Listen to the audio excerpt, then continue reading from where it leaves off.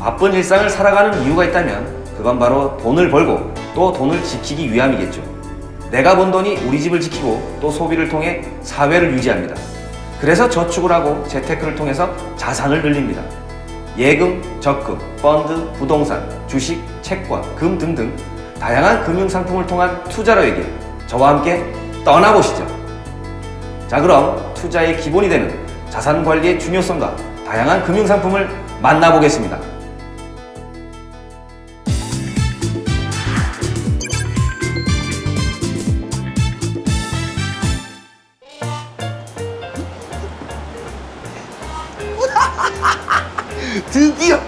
드디어 만기다, 만기.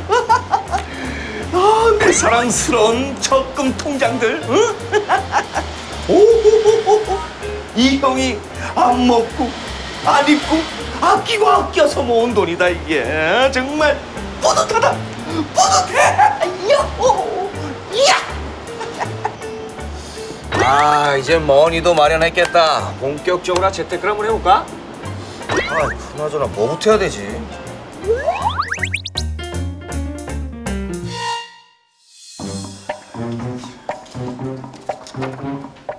아, 이게 무슨 금융상품 안내서 뭐가 이렇게 많은 거야, 이게?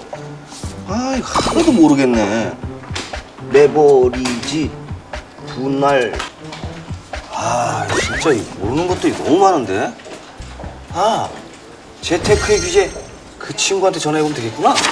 가만 있어보자. 한국의 워렌 비핏. 여보세요? 어디야? 뭐? 또 재테크를 하고 있어? 야야야. 그래서 말인데 나도 좀 재테크를 좀 하고 싶은데 이게 무슨 상품 안에서 뭐가 이렇게 많은지 도통 알아들을 수 있는 말이 없어. 어떻게 해야 돼? 야, 너 갑자기 어쩐 일로 보자 그러는 거야? 뭐 갑자기야 얼굴 보려고 만나라고 그러지. 솔직하게 얘기해봐. 너 솔직히 나한테 할 얘기 있지? 할 얘기는 무슨 할 얘기. 친구 같은. 왜? 나 좀 도와줘라. 뭔데? 너 재테크의 귀지 아니냐? 그렇지. 내가 좀 재테크 좀 하려고 그러는데 아이고 무슨 상품도 뭐 이렇게 많은지 종류도 많고 뭐 이름도 헷갈려. 네가 좀 도와줘. 좀 도와줘. 갑자기 왜 그래 너? 갑자기가 아니라 그렇게 내가 하라고 할 때 하진 않고 맹 놀고 돈 쓰고 놀더니만 왜 이제 와서 그러는 거야? 왜 갑자기 정신 차린 거야? 정신 차린 게 아니라 이 통장을 보니까 이게 내 미래가 너무 불안한 거야.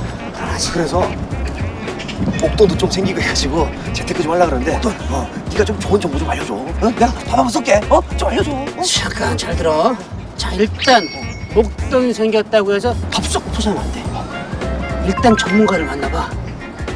그럼 네가 전문가잖아. 아니지. 내가 아무리 재테크 잘한다고 해도 전문가만큼 하겠니? 그래? 야, 그러면은 만나봐. 저기 네가 아시는 분 중에 혹시 전문가 있으면 나 좀 소개시켜줘라. 내가 있어. 전화기 꺼내. 전화기 꺼내. 자, 이 사람인데. 야, 번호도 쉽다. 그럼 이 사람 이거야. 우리나라에서 1인자. 진짜? 재테크 관련. 그럼 꼭 만나야겠다. 꼭 만나봐. 알았어. 야, 내가 과하게 쏠게. 못 쏠 건데. 여보세요. 못 쏠 건데. 예, 저기 제가 못 쏠 건데. 친구 소개로 전화드렸는데요. 못 쏠 건데. 예. 얘기해줘야지. 에헤이, 자. 네, 선생님 안녕하십니까? 네, 안녕하세요. 네, 제가 이렇게 선생님을 찾아온 이유는요. 제가 어렵게 모은 돈을 가지고 도대체 뭘 할까 고민을 하다가 선생님에게 찾아오게 된 거거든요. 네. 물론 뭐 저뿐만 아닙니다. 많은 분들께서 이렇게 귀하게 모은 돈을 가지고 어떻게 투자를 해야 되나 이 방법을 잘 모르고 계시더라고요. 네네네. 좀 더 안전하고 확실한 방법 오늘 좀 부탁드리겠습니다. 네. 그리고 또 저 같은 경우에는 막상 금융기관을 가면은 그 안내 창구에 앞에 보면은 상품 안내서들 이런 거 굉장히 많더라고요. 그거 보면은 도통 무슨 말인지 못 알아듣겠어요. 네, 그렇죠. 이 금융상품이 상당히 쉬워 보이지만 네. 그 내부에서는 상당히 복잡한 과정들이 거치게 돼 있습니다. 그래서 일반인들이 단순하게 금융상품만 보고 투자에 나섰다가는 큰 코 다칠 수가 있습니다. 네. 그래서 금융상품을 먼저 정하기 전에 먼저 하실 게 있습니다. 바로 목적을 뚜렷하게 정하고 그 다음에 금융상품을 선택하는 길인데요. 이 목적이라는 게 아주 중요합니다. 네. 이 돈의 세계는요.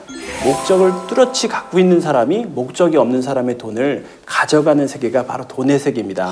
그래서 목적 없이 무턱대고 이렇게 투자의 세계에 뛰어들게 되면 내 계좌에 있는 돈이 어느 순간 다 사라질지도 모릅니다. 그래서 목적을 뚜렷하게 할 필요가 있겠는데요.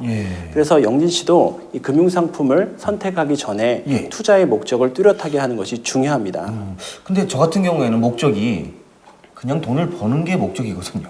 예, 그것도 하나의 중요한 목적이 되겠죠. 그렇습니다. 우리나라 대부분의 사람들은 왜 투자하십니까를 물어봤을 때 가장 큰 목적으로 돈을 불리기 위해서 투자합니다. 네, 그렇게 그렇죠. 말씀하십니다. 네. 그런데 너무나 좀 우스운 얘기죠. 네. 너무나 막연하고 구체적이지 않은 목적이라고 볼 수가 있고요. 좀 더 구체적이고 좀 더 추상적인 것에 대해서 좀 구체적인 목적을 좀 부여하실 필요가 있는데요. 가령 이거죠. 영진 씨가 이제 미혼이시잖아요. 네, 저는 미혼입니다. 이제 앞으로 이제 결혼하실 건데 그럼 뭐가 필요하죠? 일단 신부가 좀 필요하죠. 신부도 필요하지만 이제 신부를 위해서 돈이 필요합니다. 그렇죠. 우리가 결혼 그거를 자금. 결혼 자금이라고 네. 하죠. 그래서 돈에 대해서 결혼 자금이라는 목적에 꼬리표를 달아두시게 되면 난 결혼을 2년 후에 할 건데 2년 후에 얼마의 돈이 필요하다는 목적을 가지고 돈을 모을 수가 있게 됩니다. 그리고 또 다른 목적이 있죠. 결혼을 하시게 되면 뭐가 필요합니까? 집이 좀 필요하지 않을까요? 그렇죠. 집이 필요하죠. 집을 구입할 수도 있겠지만 전세 자금 등 그런 집을 구입하기 위한 자금이 필요할 수가 있습니다. 그것도 중요한 목적 중에 하나일 수가 있고요.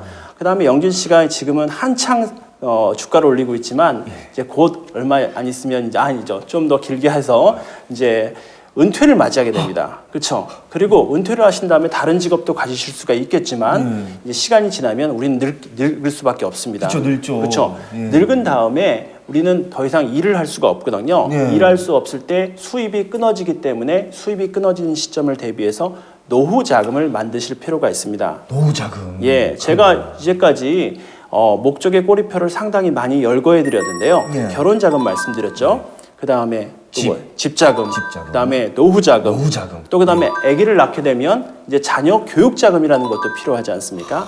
그렇죠. 이렇게 4대 자금의 필요성이 있는데 이러한 목적을 뚜렷하게 한 다음에 금융 상품을 선택하시는 게 중요하다는 말씀을 드리고 싶습니다. 그렇군요. 네. 이 목적에 따라서 투자를 하는 방법이 있는 거군요. 예.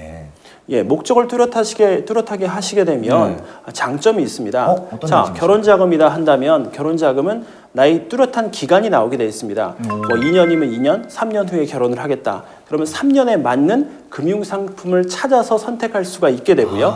노후 자금이다. 노후 자금은 아직도 좀 먼 훗날이죠. 예. 한 30년, 40년 후의 일이기 때문에 좀 긴 기간을 두고 금융 상품을 좀 장기적인 안목을 가지고 선택할 수 있는 느긋하게 선택할 수 있는 장점이 있습니다. 그래서 목적을 뚜렷하게 가져가시면 이렇게 금융 상품을 선택할 때에도 내가 좀 지혜롭게 선택할 수 있는 장점이 생긴다 이 말씀이죠.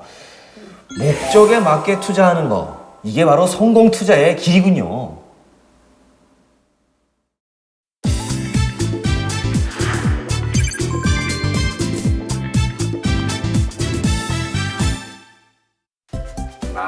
예. 그래. 차고이. 30대는 그렇지. 결혼해야지. 결혼. 40대는 집이 있어야지. 내 집. 네? 자. 성공! 내 인생은 이렇게 이제 계획대로 아주 그냥 탄탄하게 이제 천천히 이뤄가면 되는 거야. 응? 차곡차곡 투자해서 원대한 미래를 한번 이뤄보자. 생각만 해도 너무 좋다. 그래, 이제부터 차곡차곡 투자해서 원대한 미래를 이뤄보자. 이제 계획도 세웠겠다. 즐거운 꿈만 꾸면 되는구나. 아유, 피곤하다. 아이고 참 잘하겠다.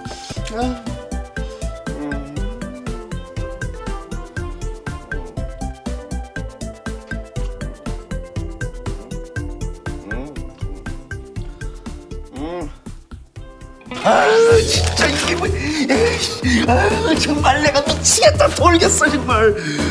정말.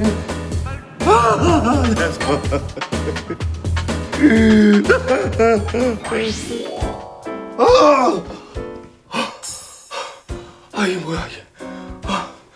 이거 투자만 하면 다 잘 될 줄 알았는데 이건 상상도 못했는데. 진짜 이거 꿈속에서의 일이 현실로 벌어지면 어떡하지? 하지 말까? 이거 진짜 고민되네. 이거 어떻게 해야 돼 이거? 진짜. 아유 생각도 하기 싫어. 선생님, 저 정말 놀랬습니다. 저는 그냥 재테크만 하면은 다 잘 될 줄 알고 그냥 뭐 조심해야 될지도 생각도 못 했거든요. 네. 선생님, 저런 일이 생기면 어떻게 되는 겁니까? 그래서 투자를 하실 때에는 예. 반드시 리스크 관리가 정말로 중요합니다. 첫째도 리스크, 두 번째도 리스크, 세 번째도 리스크 관리를 철저하게 하실 필요가 있는데요. 리스크. 우리가 투자를 하거나 저축을 하는 등 금융상품을 운용할 때는 두 가지의 위험을 고려해 보실 필요가 있습니다. 네. 우리가 수익성을 추구하시다 보면 우리가 좀 더 돈을 불리기 위해서 좀 위험을 부담할 수가 있습니다. 근데 이런 수익성을 부담하시게 되면 우리가 이렇게 가격이 하락할 수 있는 위험에 봉착할 수가 있고요. 반면에 이런 가격 하락의 위험에 대해서 우리가 두렵기 때문에 너무 안전한 것을 찾다 보면 안전성을 추구하다 보면 돈 가치가 하락하는 위험에 놓일 수가 있습니다. 우리가 이런 돈 가치가 하락하는 위험을 인플레이션 리스크라고 하는데요. 이게 무슨 말씀이냐면 우리가 지금 받을 수 있는 100만 원과 우리가 10년 후에 받는 100만 원은 엄연하게 틀리겠죠. 지금 받는 100만 원이 훨씬 더 크다고 느낄 겁니다. 그렇죠. 왜냐하면 돈값은 하락하기 때문인데요. 우리가 안전한 상품인 예금 상품에만 운영하시게 되면 돈값이 이렇게 하락하는 경우에 내 돈이 실제로 불어나지 않는 그런 리스크에도 놓일 수가 있다는 말씀이죠. 따라서 우리는 반드시 수익성과 안전성 이 두 가지 기준을 고려해서 돈을 운용하실 필요가 있습니다. 그렇군요. 이 리스크가 중요하다. 이런 지금 말씀은 제가 좀 알겠는데 네네네. 지금 뭐 안정성이다, 뭐 수익성이다 네. 이런 투자 성향에 대해서 지금 말씀하셨는데 네. 그거에 대해서는 어떻게 알 수가 있는 거죠?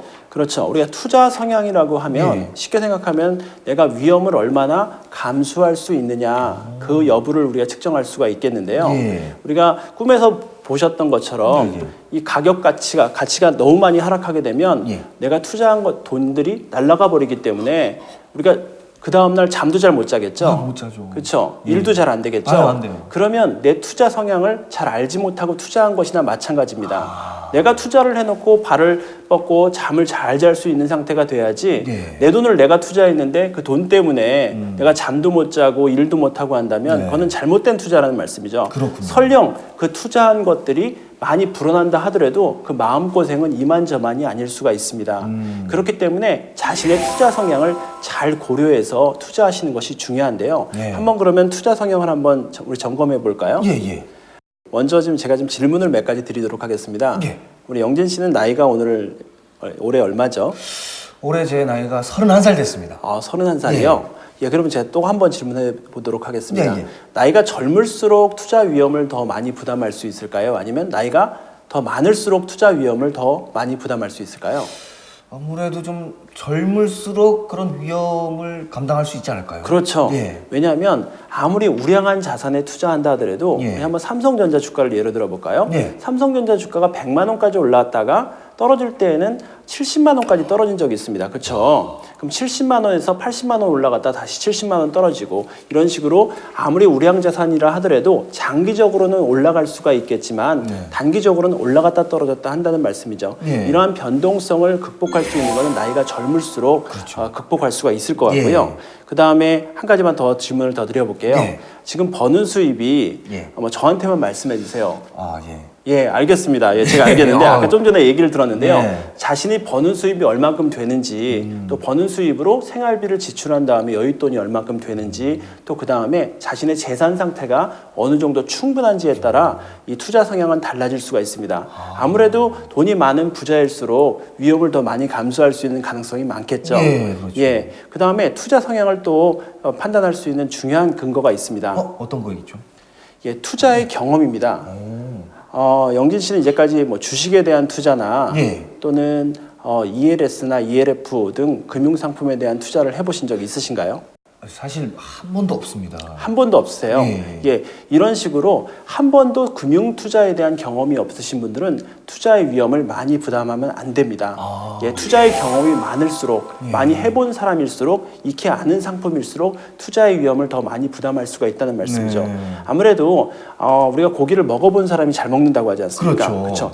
해본 사람들이 아무래도 경험이 쌓이기 때문에 이 투자의 위험에, 그러니까 투자의 위험은 무조건 나쁜 것이 아닙니다. 이렇게 변동할 수 있는 위험을 잘 극복할 수가 있기 때문에요. 이런 투자 성향도 좀 더 공격적인 방향으로 투자가 가능하다는 말씀이고요. 제가 들어보니까 영진 씨 같은 경우는 여러 가지를 고려해 봤을 때 처음 투자의 단계에 있기 때문에 공격적인 성향보다는 좀 더 안전한 상품 위주로 선택을 하시는 것이 어떨까라고 생각을 합니다.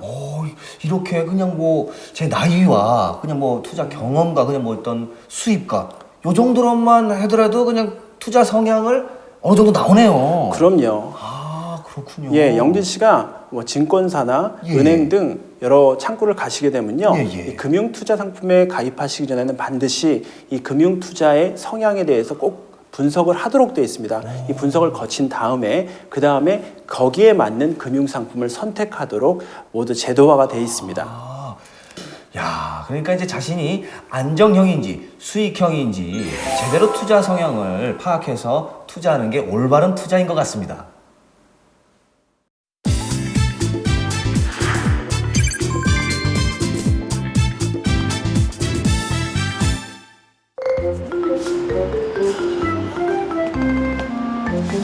자, 이제 내 투자 성향도 확인했겠다. 그렇다면 나는 위험이 조금 높더라도 수익률이 높은 걸 투자해야 되겠다. 그렇다면 바로 직접 투자지. 있는 돈 없는 돈 다 끌어가자고 증권사로 가야겠다. 가자. 여보세요? 누구요? 집주인. 예. 뭐? 전세금. 알았어요. 전세금 생각을 못했네.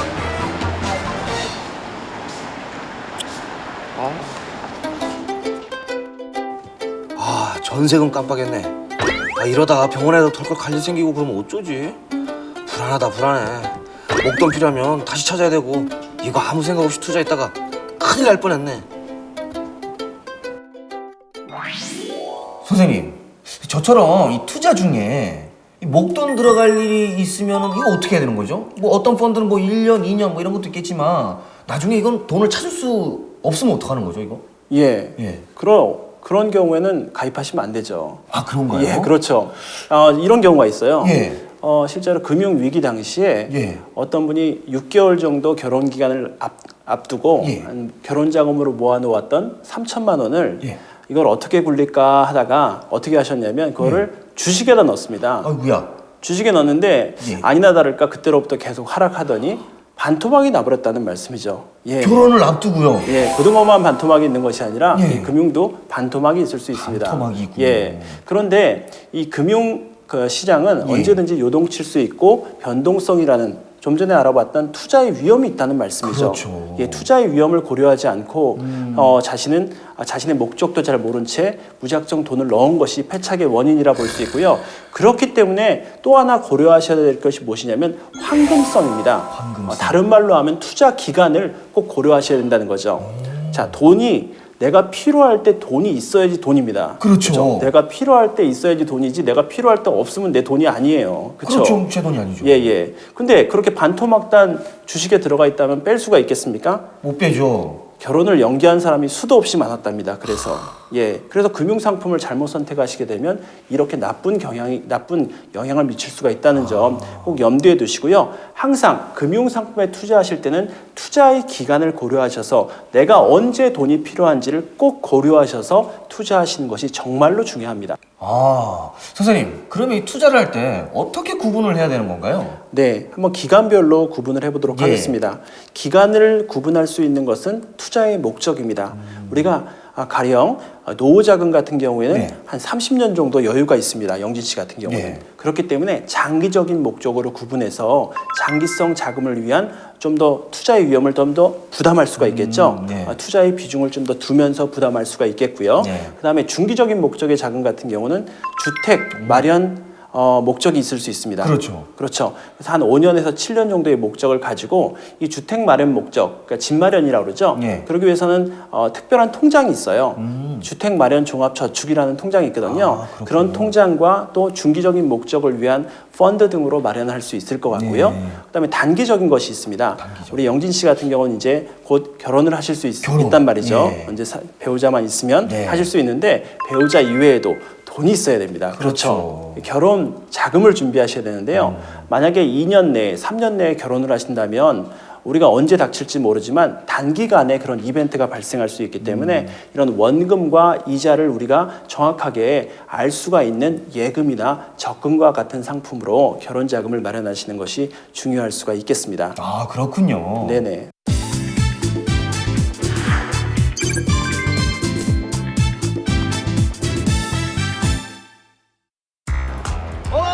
영진! 야, 오랜만. 야야야, 너 뭐 좋은 정보 있다면서? 앉아봐. 일단 앉아봐. 일단 앉아봐. 참, 내가 네가 재테크를 시작했다고 해갖고 내가 한번 좀 왜 아무도 없지 뭐? 정확히 정보가 있어. 진짜? 아, 그럼. 그게 사실이야? 그럼. 야, 이럴 때 좀 자산도 불려보고 바짝 투자해갖고 언제까지 이러고 살 거야. 그건 깨작깨작 제대로 해봐야지. 하긴 그 야금야금 투자해가지고 언제 돈 벌고 언제 아니, 차 사고 그럼. 언제 집 사냐? 그럼. 그래, 해보자. 투자를 해서 수익률이 올라가면은 이거네, 이거야. 그래. 그래, 몰빵이다. 몰빵. 그러면 예, 선생님, 저예요. 예, 저 이제 한번 본격적으로 투자 한번 해보려고요. 예, 어떻게 배분했냐고요? 뭘 어떻게 해요? 투자 그거 추천받은 데다가 몰빵했어요, 몰빵. 인생 한방이잖아요. 저 이래봬도 적극적인 남자거든요. 예, 예? 그러면 안 된다고요? 아니, 왜요?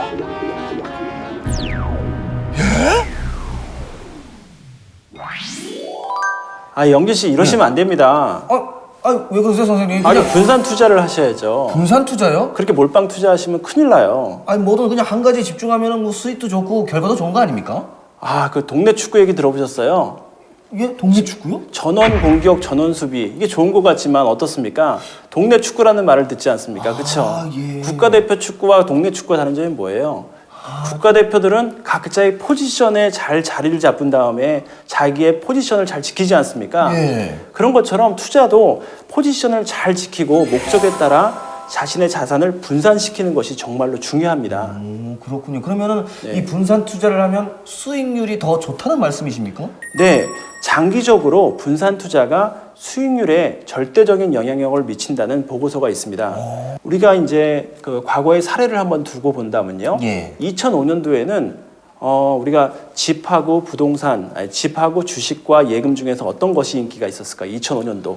2005년도에요? 네. 2005년도에는 집 아닙니까? 그렇죠. 한참 집이 인기가 있었단 말이죠. 아파트요. 아파트 가격이 계속 오르니까 사람들이 아파트에다 모두 다 올인하는 그런 오류를 범하다가 지금 너무나 힘든 과정을 거치고 있고요. 그렇죠. 2007년도, 8년도에는 어떤 상품이 인기 있었냐면 이 주식이 인기가 있었습니다. 또 그렇다고 자기의 자금을 주식이 좋지만 우량주라 하더라도 다 집어넣게 되면 금융위기가 왔을 때 상당히 어려움을 겪었습니다. 네. 그 다음에 2009년도에 주식이 회복될 즈음에 사람들이 주식이 무섭다고 집도 무섭다고 다 예금으로 다 피해버렸어요. 전원 수비를 해버린 거죠. 그랬더니 주식이 막 올랐단 말이죠. 자, 이런 것처럼 어떤 시기나 상품을 맞춘다는 것은 절대로 쉽지가 않습니다. 따라서 이런 부동산이나 또는 주식이나 채권이나 예금 등 이런 다양한 상품에 이렇게 골고루 분산 투자하시는 것이 중요한데요. 네. 이 분산 투자에는 한 3가지를 두고 볼 수가 있습니다. 3가지요? 네네. 예. 먼저 이 종목을 분산하셔야 되는데요. 유태인들은 자신의 돈을 이 주식과 채권과 예금에 이렇게 3분의 1씩 나누어서 투자한다는 얘기가 있죠. 금융상품 같은 경우에는요. 예. 또한 부동산이 있는 경우에는 또 나눠서 투자할 수 있겠지만요.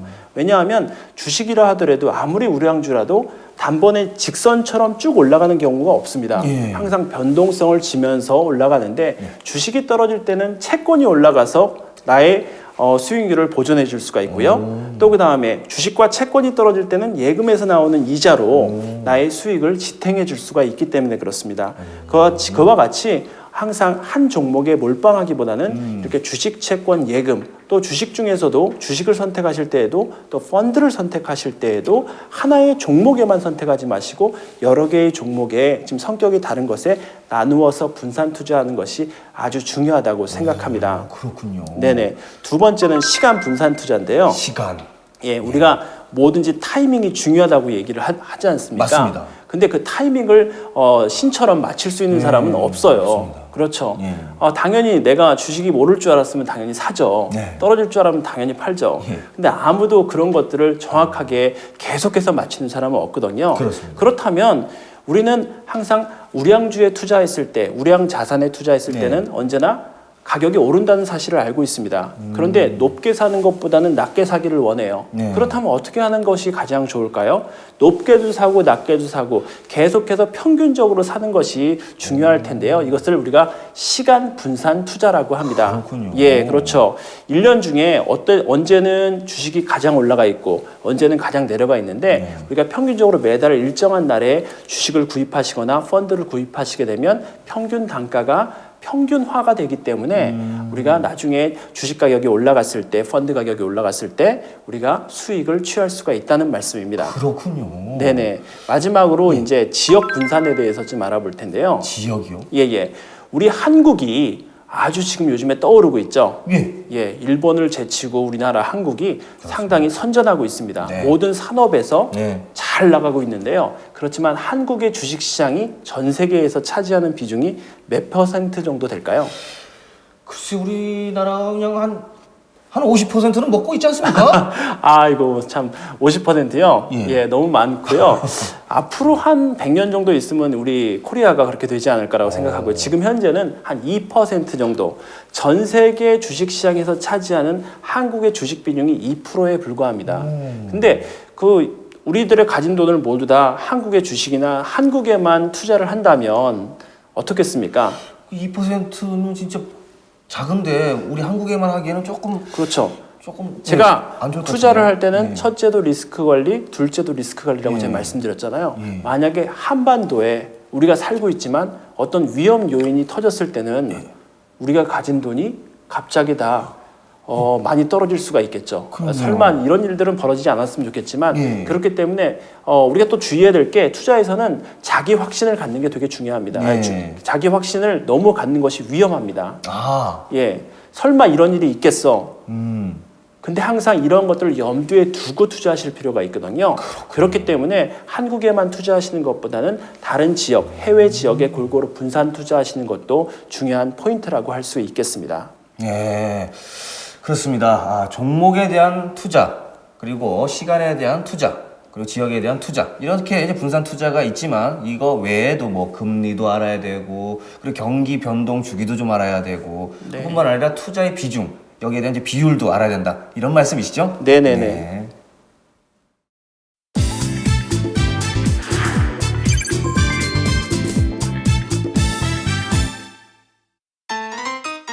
자, 이제 안전하게 분산 투자도 하겠다.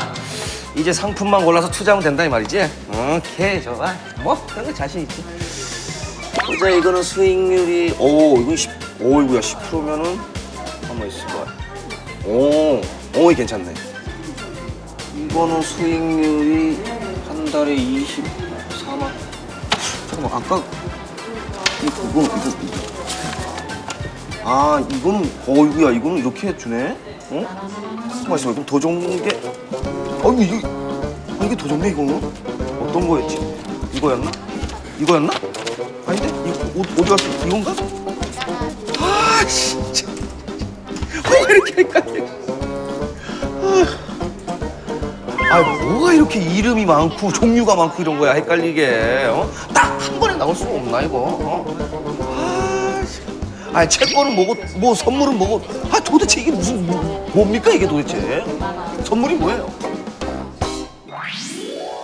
선생님, 진짜 네. 저 정말 힘들었습니다. 왜요? 뭐 이거 투자할 때 뭐 주식이니 펀드니 채권이니 금이니 심지어는 무슨 날씨나 곡물 뭐 이런 데 투자하는 상품이 있더라고요. 네. 아니 도대체 뭐가 이렇게 종류가 많고 뭐 이름이 많은지 네네. 도대체 이 투자 상품 이 뭡니까 이게? 투자 상품이 상당히 힘들죠. 예. 종류가 너무 많습니다. 너무 많습니다. 근데 투자라는 것은 뭐냐면 네. 영진 씨가 영진 씨의 돈을 넣었을 때 네. 금융기관에다가 맡기잖아요. 예. 그럼 금융기관이 책임지지 않습니다. 투자는. 예, 그 시장에 따라 내 돈이 달라질 수가 있는 게 바로 투자라고 생각하시면 됩니다. 예. 반면에 저축은 투자와 저축이 틀리거든요. 예. 반면에 저축은 금융기관에 돈을 맡기시잖아요. 예. 그러면 그 금융기관이 알아서 운영해서 주는 것이 대부분 저축이라고 보시면 됩니다. 그래서 저축은 대부분 원금이 보장된다는 말 우리가 많이 쓰고요. 예. 그 원금에서 이자까지 같이 금융기관에서 알아서 주지 않습니까? 그렇습니다. 예, 반면에 투자는 내가 금융기관에 돈을 맡기면 예. 주식 시장에 따라서 원자재 시장에 따라서 날씨에 따라서 내 돈이 달라질 수가 있는 거예요. 그렇군요. 그럼 선생님, 이 투자 상품 중에 또 좋은 게 있지 않겠습니까? 네. 추천 좀 해주시죠. 네, 그래서 그 원금에 네. 우리가 이제 손실 가능성이 있다고 말씀하셨잖아요. 네. 그럼 사람들이 이렇게 얘기한단 말이죠. 나 투자 안 할래. 나 투자 안 하고 안전하게 저축하고 예금할래라고 말씀하시는 분들이 많습니다. 예, 저도 그렇죠? 그렇습니다. 위험하니까 뭐 사랑하니까 피한다는 말이 있지만 예. 그렇지만 그렇다고 해서 투자를 피하시면 또 다른 위험에 봉착할 수가 있어요. 그게 바로 인플레이션 위험인데요. 자, 우리 돈은 예. 물가가 점점 올라감에 따라 돈의 가치는 떨어지게 돼 있습니다. 그래서 좀 전에 이제 저축기관에 맡겨서 저축을 하시게 되면 그냥 원금과 이자를 준다고 했는데 그 예. 이자가 아주 턱없이 점점 줄어든다는 말이죠. 적다는 말씀이죠. 그런데 그 이자를 받아가지고 계속 복리 효과를 누리면서 나중에 원금과 이자를 받아보면 예. 나중에 여러분들이 이런 후회를 할지 모릅니다. 내가 가난을 저축했구나. 예, 돈값은 옛날에 그 1,000원이 지금 한 500원 수준으로 떨어졌는데 예, 지금 나는 저축을 해놓고 원금과 이자를 받았는데 나는 가난을 저축했구나. 이러한 후회를 할지도 모른다는 말씀이죠. 그래서 우리가 일정 부분은 투자 상품의 위험을 부담하면서 투자를 하실 필요가 있는 겁니다. 예, 위험한데 왜 투자해? 왜냐하면 위험 대비 수익이 반드시 있기 때문에 투자를 한다는 말씀이죠. 어느 정도 위험을 좀 안고 투자를 할 필요가 있다. 그런 네. 말씀이시군요. 맞습니다. 그렇다면 이렇게 위험을 안고 투자를 할 때도 그냥 무턱대고 하는 것보다는 약간의 어떤 주의사항이라든가 유의할 점 이런 것도 있지 않습니까? 그렇죠. 좋은 투자 상품을 고를 수 있기 위해서는 네. 이 안목이 필요합니다. 안목. 그렇죠. 안목이 필요하다고 해서 어떤 게 좋을까 뭐 점을 치라는 말씀은 아니고요. 네. 우리가 항상 그 사람이 좋은지 안 좋은지는 어떻게 판단할 수 있어요? 과거 그 사람의 실적이나 행적을 보면 우리가 알 수 알 수 있듯이 있죠. 투자 상품도 과거에 레코드가 있습니다. 과거에 실적이 있다는 말씀이죠. 5년 동안 운영된 실적을 보고 네. 이게 내 생각대로 꾸준하게 잘 운영이 됐네. 다른 상품하고 또 비교하실 필요가 있겠죠. 이런 과거의 실적을 보고 생각해 보실 필요가 있고요. 그리고 홈쇼핑에서 물건 사실 때 우리 아가씨들이나 아주머니들 같은 경우에는 이런 평판을 보고 꼭 구매를 하시잖아요. 네. 마찬가지로 금융상품도 투자를 하시기 전에 이러한 평판들을 들어보시면서 과거의 실적과 함께 살펴보시는 게 중요하다고 보겠습니다.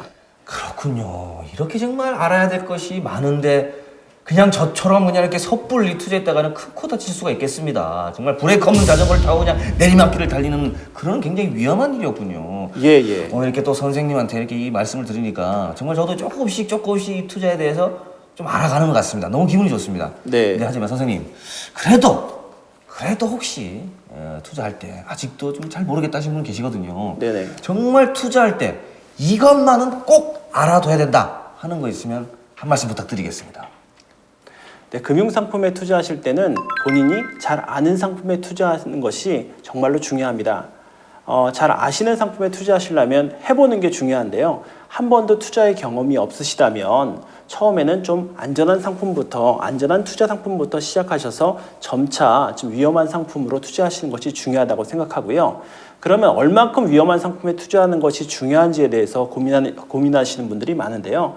그럴 때 항상 찾아보실 게 투자의 성향입니다. 투자 성향에서 말씀드린 것처럼 자신의 나이에 비례해서 투자하시는 게 중요한데요. 젊을수록 좀 더 공격적이고 위험한 상품을 투자하실 수 있을 거라고 생각하고요. 단 은퇴 연령이 가까이 왔을 때 50, 60까지 가까이 왔다면 주식 등 위험 자산의 비중을 현저하게 줄이시는 것이 정말로 중요합니다. 예, 많은 분들이 이러한 리밸런싱을 하지 않고 있다가 마냥 수익이 좋아서 가만히 있다가 나중에 은퇴 시점에 주식이 반토막이 나가지고 여러 가지 곤란을 겪는 경우도 많이 봤거든요. 얼마나 어렵습니까? 그렇죠. 젊었을 때부터 열심히 모은 돈이 은퇴 시점에 그렇게 반토막이 나버리면 기다릴 시간이 없다는 말씀이죠. 젊은 시기 같은 경우는 괜찮습니다. 주식이 많이 떨어졌을 때 적극적으로 투자해서 나중에 올라갔을 때까지 기다릴 수 있겠지만 노후가 돼서는 기다릴 시간이 정말로 없다는 말씀이죠. 그래서 자신의 투자 성향에 잘 발맞추어서 여러분들 금융상품을 선택하시는 것이 정말로 중요하다고 생각합니다. 또 아는 것에 투자한다는 것은 그렇습니다. 내가 투자하고 있는 금융상품의 조건이 무엇인지, 그 다음에 어느 시장에 투자를 하고 있는지를 정확하게 아는 것이 중요하다는 건데요. 많은 사람들이 펀드에 투자하면서도 그 펀드가 어디에 투자가 되고 있는지, 또 ELS에 투자하고 있으면서 기초자산이 무엇인지조차 제대로 확인하지 않고 그냥 무작정 투자하시는 경우가 많은데요. 그러니까 수익만 보고 투자하시는 거죠. 그러지 마시고 제가 말씀드린 것처럼 첫째도 리스크 관리, 두 번째도 리스크 관리입니다. 리스크를 항상 살피시면서 자신의 성향에 맞게 투자하는 연습을 많이 해보시는 것이 정말로 중요하다고 생각합니다. 세 번째는 무작정 투자를 해놓고 가만히 있는 게 아닙니다. 리밸런싱이라는 것을 하셔야 됩니다. 보통 한 6개월에 한 번씩은 리밸런싱을 하셔야 되는데요. 리밸런싱이 뭐냐면 우리가 1,000만 원을 500만 원, 500만 원 예금과 주식에 투자를 했습니다.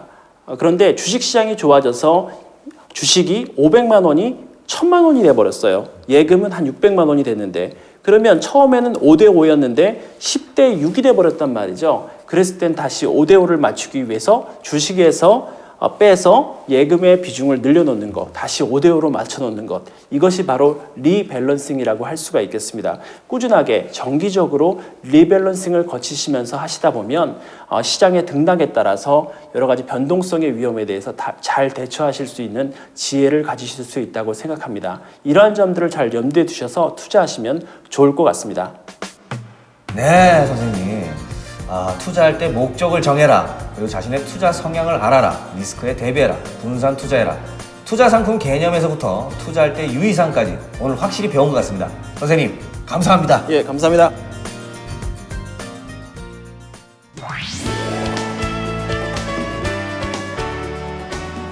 아무리 비싼 명품 옷도 몸에 맞지 않는다면 불편하고 오히려 몸을 상한다고 하죠.